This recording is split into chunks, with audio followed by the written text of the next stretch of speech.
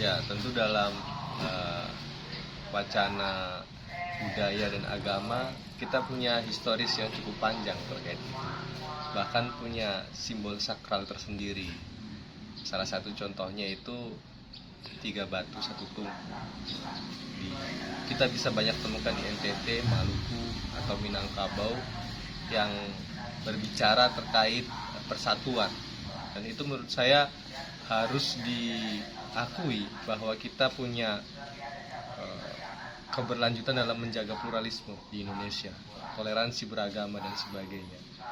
Itu yang menurut saya udah mulai berkurang.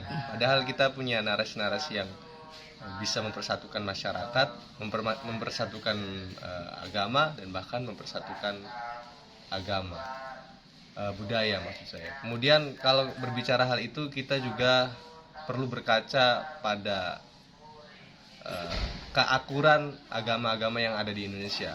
Kalau di Cirebon itu posisi gereja, masjid, dan kelenteng itu bersebelahan satu dengan yang lainnya. Jadi keakurannya itu bisa kita lihat bersama, dan itu menurut saya adalah ciri bahwa kita memang mempraktikkan Bhinneka Tunggal Ika. Ya, tadi saya sebutkan bahwa ada tiga batu satu tungku gitu yang mempunyai makna persatuan. Jadi ada tiga unsur di dalamnya, yaitu leluhur, kemudian alam, dan yang ketiga adalah kemanusiaan itu sendiri.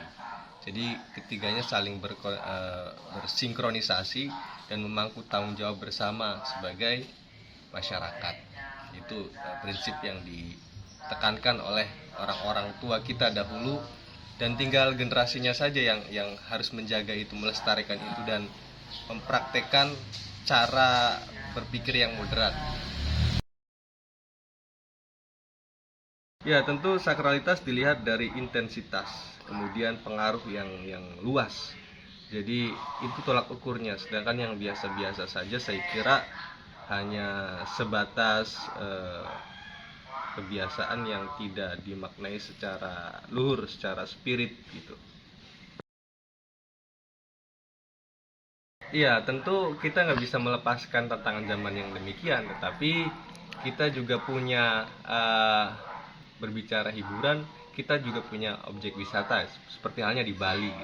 Di Bali tidak menutup berbagai macam kalangan, agama manapun untuk bisa ikut andil di dalamnya, entah berkegiatan apapun, entah dalam prosesi apapun, entah dalam kegiatan apapun di daerah tersebut, tapi semuanya saling bangun, saling silih asah, asih dan asuh, sehingga terciptalah masyarakat yang solid, yang harmoni begitu.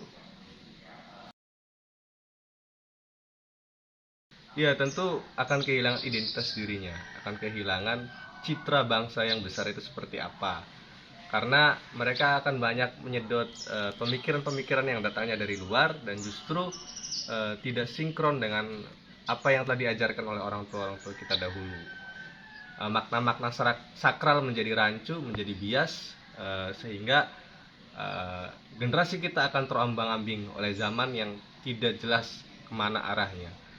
Anda boleh beragama apapun, Anda boleh punya profesi apapun, tapi jangan tinggalkan identitas, karena identitas itu sangat menyatu dengan situasi dan lingkungan kita yang ada di Indonesia atau di Nusantara.